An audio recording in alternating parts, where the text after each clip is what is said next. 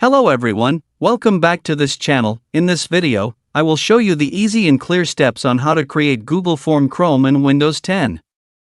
So how to create Google Form Chrome in Windows 10? Make sure you keep watching this video until the end. Let's get started right away. Firstly, just go to the Google Chrome application on your computer. Well, this is on the initial display of Google Chrome. Here it is already on the initial display of the Google Chrome application.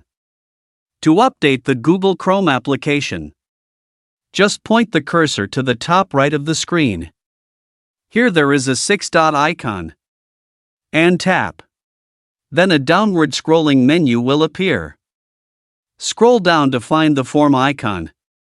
Keep scrolling. Well, here it is, and tap. Here you will enter the Google Form Creation menu. There are many choices here. To create a new one, tap this big plus icon. Well, here you will enter the Google Form Creation menu.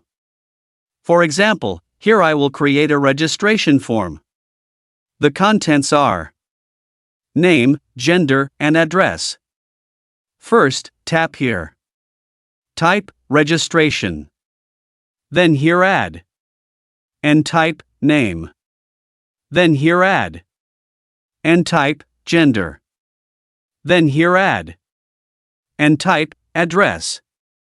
As an example, I will make it like this. Continued on the top right of the screen. There tap the published icon.